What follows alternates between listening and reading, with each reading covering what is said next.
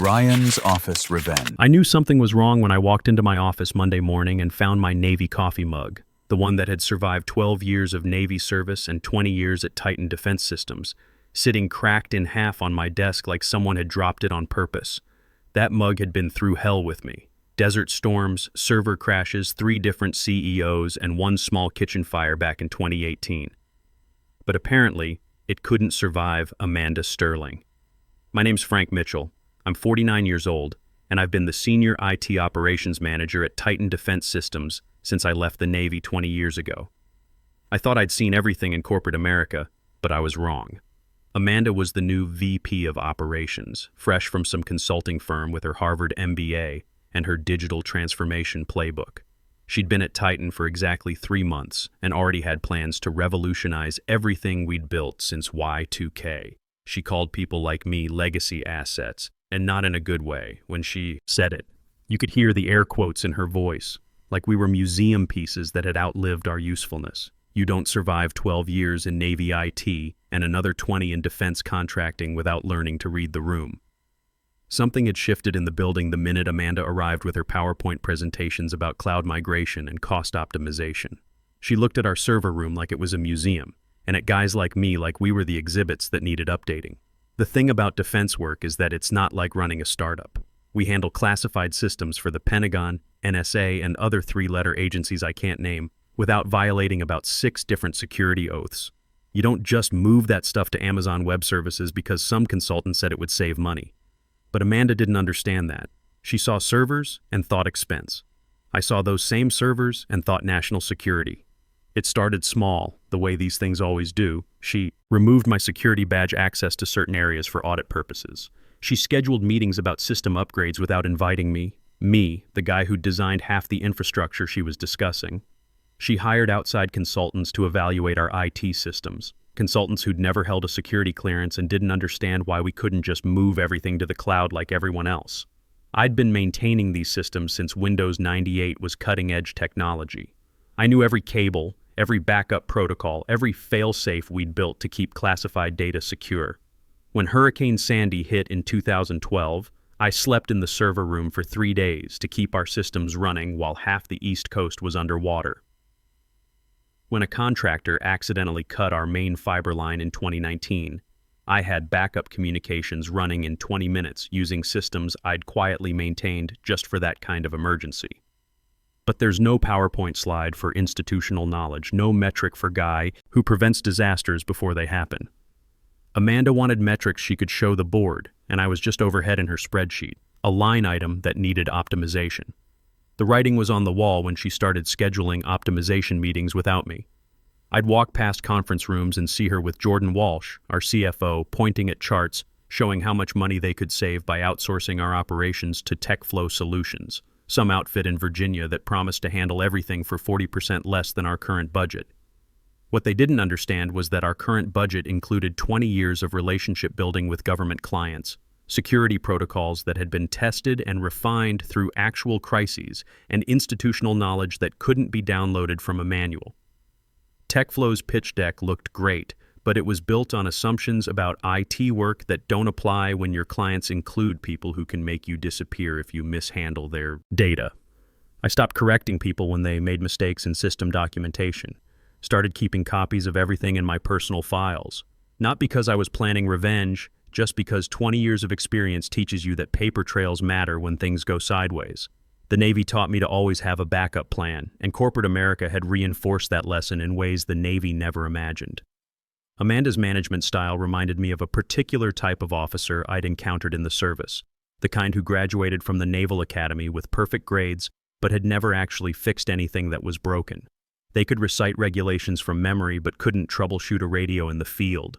They made excellent PowerPoint presentations about efficiency improvements, but somehow always needed the experienced enlisted guys to actually make things work. The difference was that in the Navy, those officers usually figured out pretty quickly that they needed to listen to the people who'd been doing the job for decades. In corporate America, they just hired consultants to tell them what they wanted to hear. I watched Amanda work for 3 months, documenting her decisions with the same methodical approach I used for system maintenance. She wasn't just reorganizing our department. She was systematically removing anyone who might question her methods. The accounts payable manager who'd been there for 15 years? Reassigned to a special projects role that didn't actually exist. The senior network engineer who'd designed our security protocols? His position was consolidated into a junior role under one of Amanda's new hires. The pattern was clear. Experience was being treated as a liability rather than an asset. And I was next on the list. The call came on a Tuesday morning at 9:15 a.m. Amanda's assistant sent a calendar invite. Personnel discussion, 15 minutes. No agenda, no context, just that sterile corporate language that means someone's day is about to get ruined. I'd seen enough of these meetings to know what was coming, but I'd also spent 20 years preparing for moments like this. I walked into the HR conference room to find Amanda already seated with Rebecca Thompson from Human Resources. There was a cardboard box on the table. Empty, but we all knew what it was for. Next to it, a single sheet of paper, face down. The whole setup reminded me of a court-martial, except with worse coffee and fluorescent lighting instead of natural daylight. I didn't sit. 20 years of military training doesn't leave you, and something about this felt like an ambush. When you're about to get shot, you don't make yourself comfortable first. Frank, Amanda began with that rehearsed empathy voice they teach in management seminars. As you know, we're undergoing significant operational restructuring. The board has decided to modernize our IT infrastructure through strategic partnerships with proven cloud solutions providers, and, unfortunately, your position has become redundant. 20 years of keeping their systems running, of sleeping in server rooms during hurricanes, of maintaining security protocols that kept classified data out of foreign hands, and I was redundant, like an extra backup drive they didn't need anymore. She slid the paper across the table with the confidence of someone who thought they'd covered all their bases. Standard termination letter, effective immediately. Severance package, COBRA information, and a phone number for transition counseling. All very professional, very clean, very Amanda. The decision comes from the very top, she continued, and TechFlow Solutions will be taking over most of our IT operations within the next quarter. We feel this partnership will position us better for future growth and cost efficiency. Rebecca Thompson sat quietly beside her, occasionally nodding like one of those bobblehead dolls people put on their dashboards. She was there to witness, not participate. HR's job in situations like this isn't to protect employees, it's to protect the company from lawsuits. Is this final? I asked. Amanda leaned back with that satisfied look executives get when they think they've handled a difficult situation smoothly. Like she'd just successfully negotiated a complex deal instead of firing a guy whose biggest crime was being over 45 in a youth-obsessed industry. I'm afraid so. This decision came from the very top, and frankly, Frank, I think you'll find this is an opportunity for a fresh start. The industry is changing rapidly, and sometimes it's best to embrace change rather than resist it. That was the moment, the one they'd all analyze later in their post-mortem meetings when they were trying to figure out where it all went wrong. How I didn't argue, didn't ask for reconsideration, didn't even seem surprised. I just nodded once, picked up the empty box, and walked out without signing anything. But here's the thing. Here's about being the guy who built the systems. You know where all the important documents are stored. And when you've got 20 years of experience dealing with government contracts, you read everything, including the fine print in your original employment agreement from 2004. The walk to my office was surreal. People I'd worked with for 2 decades suddenly couldn't make eye contact. Word travels fast in a building this size, and my cardboard box walk of shame was apparently the morning's entertainment. Maxwell Rogers from DevOps actually started to say something, then thought better of it. Smart kid. I cleaned out my desk methodically, the way I'd been taught to secure classified materials. Personal items first, the few photos, the backup reading glasses, the emergency phone charger I kept in the bottom drawer. Then I logged into my personal cloud storage and downloaded a few files onto a thumb drive. Not company files. My own documentation, performance reviews, email confirmations, and most importantly, my original employment contract. 20 minutes later, I was walking to my car with a cardboard box that weighed about 2 pounds, but felt like it contained the last 20 years of my life. The parking lot was the same as always. Jordan Walsh's BMW in the executive spot, Amanda's leased Audi right next to it, my 10-year-old Honda Accord in the regular employee section where I'd parked it every day for 2 decades. I set the box on the passenger seat and pulled out my phone. Deep in my cloud storage was a folder marked Employment Documents, everything from my original hiring paperwork to my latest security clearance renewal. I'd learned early in my military career to keep copies of everything, and corporate America had only reinforced that habit. I found what I was looking for on page 12 of my original contract, Section 7B. The language was simple but specific. In the event of involuntary termination of an employee holding active security clearances after 15 years of continuous service, all retention bonuses and deferred compensation shall vest immediately at current contract value. When I'd signed that contract in 2004, Titan was a small defense contractor hoping to land bigger government deals. They'd offered retention bonuses tied to our major contracts, bonuses that were supposed to vest over 25 years to keep experienced personnel from jumping ship to competitors.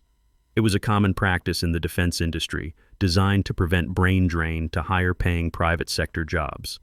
The thing about retention bonuses in government contracting is that they grow with the contracts. Every time Titan landed a bigger Pentagon deal, every time our security clearance levels got upgraded, every time we proved we could handle more sensitive work, those retention packages increased proportionally. What started as a modest incentive in 2004 had grown into something substantial by 2024. I composed an email to Philip Bennett, the attorney, who'd helped me review that contract back in 2004. He was one of those lawyers who specialized in government contract law, the kind of guy you want on your side when dealing with both corporate bureaucracy and federal regulations. Subject line: Contract Clause Activation, Time Sensitive. I attached the termination letter and my original employment agreement, highlighted Section 7B, and added one line: Terminated today at 9:15 a.m. without cause. Please review page 12, Section 7B, and advise on immediate vesting of retention compensation per original agreement. I read it twice, made sure all the attachments were included, and hit send. Then I started my Honda and drove home, wondering if Amanda had any idea what she'd just triggered. Philip called me 47 minutes later. I was sitting in my kitchen, drinking coffee from a backup mug that didn't have nearly the same history as my Navy cup, when my phone rang. "Frank, you beautiful paranoid son of a gun," he said without preamble. "Do you know what you've got to hear?" I had a pretty good idea, but I let him explain.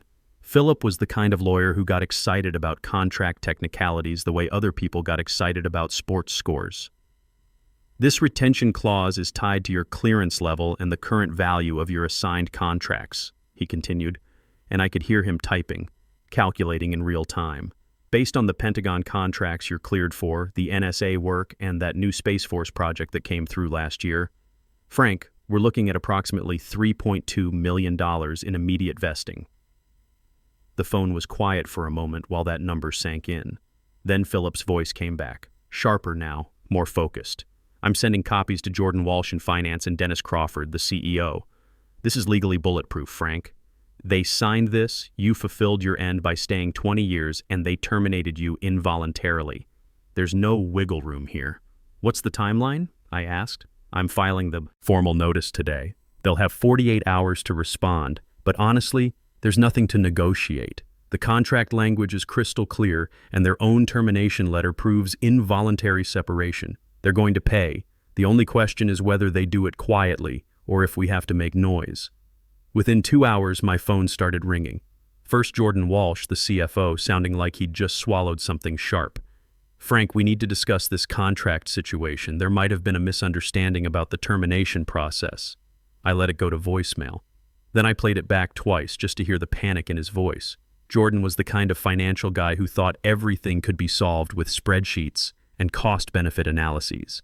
He'd probably never read my original contract because it was filed before his time, back when Titan was small enough that everyone actually knew everyone else. Then Dennis Crawford himself called, the CEO who'd barely acknowledged my existence for the past 5 years suddenly wanted to have a conversation about mutual resolution of employment matters. His voicemail was longer, more carefully worded, probably dictated with legal counsel in the room. I didn't answer that one either. Let them sweat. In the Navy, we had a saying, "Never interrupt your enemy when they're making a mistake." Amanda had made a big mistake, and I was going to let the consequences play out naturally. By Thursday morning, the real fun was starting. Maxwell Rogers from DevOps texted me a screenshot at 6:30 a.m. Error 404. Backup authentication server not found. The system I'd maintained for 15 years was throwing critical errors because nobody knew how to renew the security certificates that expired every 90 days. Those certificates were tied to my personal credentials in a way that seemed simple when I'd set it up but was actually quite complex to untangle. I'd built the system during a crisis weekend in 2009 when our primary authentication server had been compromised by what we later learned was a Chinese state-sponsored attack. The backup system I'd created had saved our contracts then, and I'd maintained it personally ever since. Then Rebecca from HR called, not about my termination this time, but about a much bigger problem. Frank, we're getting calls from the Pentagon about missing compliance reports. Something about quarterly security audits? Those reports were generated automatically by scripts I'd written and maintained. They ran on a complex schedule tied to federal requirements, pulling data from 6 different systems and compiling it into the specific format each agency required. The scripts used my login credentials and were triggered by calendar events that only I knew how to modify. I can't help you with that, Rebecca, I said. I don't work there anymore, remember? But you're the only one who knows how these systems work. That's Amanda's problem now. She said TechFlow Solutions was taking over IT operations. Maybe they can figure it out. By Friday, the dominoes were really falling. TechFlow Solutions, the outfit Amanda wanted to replace me with, sent an email to Jordan Walsh. An email that somehow got forwarded to me by someone in the company who shall remain nameless. It explained that they couldn't take over our systems without a minimum 6-month transition period and full security clearance approval for their staff, a process that typically takes 18 months for the kind of clearances we dealt with. But the best part was their technical assessment. Current infrastructure appears to be maintained by custom scripts and protocols not documented in standard formats. Recommend complete system rebuild to industry standards. Estimated timeline, 18 to 24 months. Estimated cost, $2.3 million plus ongoing maintenance. Amanda's cost-saving measure was about to cost the company more than twice what they'd been paying me for a decade. Meanwhile, our biggest client, a classified NSA project worth $40 million annually, was getting restless. I knew this because Catherine Wells, their liaison, called me directly on my personal phone Friday afternoon. Frank, what the hell is going on over there? We're not getting our weekly security reports, and when I called your office, some kid told me you don't work there anymore. That's correct, Catherine. I was terminated Tuesday morning. Long pause. They fired you? The guy who's been handling our compliance for the last 8 years? Apparently my position was redundant. Another pause, longer this time. Frank, you know I can't discuss this on an open line, but we may need to reassess our partnership with Titan if they can't maintain required security protocols. There are other contractors who want this work. That was government speak for fix this or lose a $40 million contract. Catherine had been professional about it, but the message was clear. The final nail came Monday morning when Dennis Crawford called me, personally. Not through assistants, not through HR, but direct from his personal line to mine. Frank, we need to talk. Not about the termination. That was obviously a mistake we need to correct. We want to bring you back as a special consultant. I let him sweat for 5 seconds before responding. I'm listening. Full consultant rate, $200 per hour, 2-year minimum contract. Plus, obviously, the retention payout you're entitled to under your original agreement. No questions asked, no hard feelings. We just need to make this right. The desperation in his voice was music to my ears. I didn't answer Dennis immediately. Through my kitchen window, I could see my neighbor working in his garden, probably wondering why I was home on a Monday morning instead of at the office I'd been going to for 20 years. Life had gotten very simple very quickly. What happened to Amanda's modernization plan? I asked. Dennis's voice got tight, the way people sound when they're trying to control their temper. Amanda has been transferred to our commercial division. She'll be handling non-classified contracts going forward. Translation. She'd been demoted to managing basic business IT, nowhere near anything that required security clearance or actual technical expertise. The irony wasn't lost on me. The woman who'd called me a legacy asset was now handling legacy commercial systems while I was being courted to return to the cutting-edge defense work. I'll need my full access restored, including administrative privileges, I said, and a written guarantee that all system changes go through me for approval. Done. Philip Bennett will be reviewing the consultant contract before I sign anything. Of course. And I want it understood that this isn't just about bringing me back. Your company needs to fundamentally rethink how it values institutional knowledge. What happened here was preventable. There was a pause. I could imagine Dennis in his corner office, probably with Jordan Walsh and maybe even some board members listening in on speakerphone, all of them realizing that their cost-cutting exercise had nearly cost them their biggest contracts. We understand, Frank. We've learned from this situation. Have you? Because from where I'm sitting, it looks like you learned that firing experienced people without reading their contracts is expensive. That's not the same as understanding why those people were valuable in the first place. The silence stretched longer this time. Finally, Dennis spoke again, and his voice had lost the desperate edge. Now he just sounded tired. You're right. This was handled badly from start to finish. Amanda made decisions without consulting the people who knew the systems. And frankly, leadership should have caught that before it got this far. We're implementing new protocols to prevent this kind of oversight. What kind of protocols? All personnel decisions involving employees with active security clearances now require technical review and board approval, and we're mandating knowledge transfer documentation for any critical systems maintained by individual employees. That was actually smart. It wouldn't prevent future Amandas from trying to cut costs by eliminating experienced staff, but it would make the real consequences visible before the decisions were finalized. The next morning, I walked back into Titan Defense Systems with a new badge, a new title, Senior IT Security Consultant, and a 2-year contract that paid more per hour than I used to make per day. My cracked Navy mug was gone, but there was a new one on my desk. Black, simple, with USS Enterprise printed on the side, a gift from Maxwell, who'd apparently dug through Navy surplus catalogs to find something appropriate. Amanda's digital transformation posters were gone from the break room. Her process improvement charts had been quietly removed from conference rooms. Even her motivational quotes about embracing change had disappeared from the bulletin boards. It was like she'd never existed, except for the very expensive lesson she'd taught everyone about the value of institutional knowledge. The retention payout cleared my bank account 3 weeks later.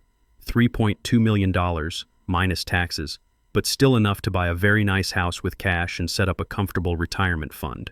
Not bad for a Tuesday morning's work.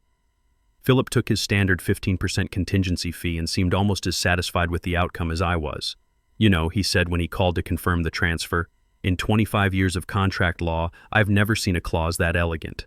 Whoever wrote your original agreement was either very smart or very lucky, probably both. It was a different time. Companies actually expected to keep experienced employees for decades. Well, they just learned what happens when they don't. I didn't gloat about Amanda's downfall. Didn't send passive-aggressive emails or post about it on social media. That's not how you handle victory when you're pushing 50. You just keep doing what you've always done, but with better compensation and more respect.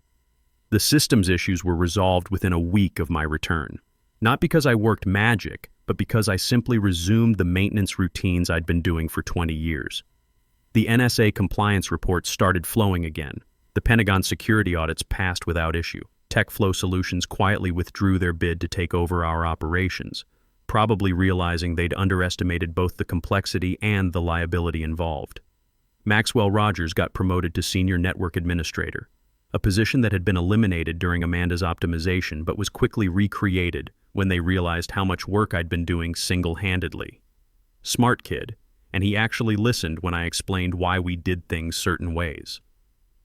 Rebecca Thompson from HR started including technical staff in personnel decisions involving IT operations. She'd learned that terminating people without understanding what they actually did was a recipe for disaster. 6 months later, Maxwell forwarded me an internal email. Amanda had been quietly let go from her commercial division position after a client complained about poor project management and cost overruns. No dramatic exit, no big payout, just a quiet deletion from the company directory and a standard pursuing other opportunities announcement. I deleted the email without responding. Some battles win themselves if you just stay out of the way and let gravity do its work. The funny thing about revenge is that sometimes you don't have to plot it. Sometimes you just have to read the fine print, do your job well, and let other people make their own mistakes. Amanda thought she was modernizing the company by eliminating expensive legacy personnel. Instead, she'd just learned a very costly lesson about why some people are harder to replace than a PowerPoint presentation makes it seem. 20 years in the Navy taught me that the most dangerous enemy is overconfidence. 20 years in corporate America confirmed it. And every morning when I make my coffee in that new USS Enterprise mug, I remember that sometimes the best revenge is just being really, really good at reading contracts and keeping copies of everything. The best revenge is professional competence. Let your work speak louder than your words, and let incompetence expose itself naturally. Always read the fine print, especially your own contracts. The clauses that save your career are usually hiding in documents everyone else ignored.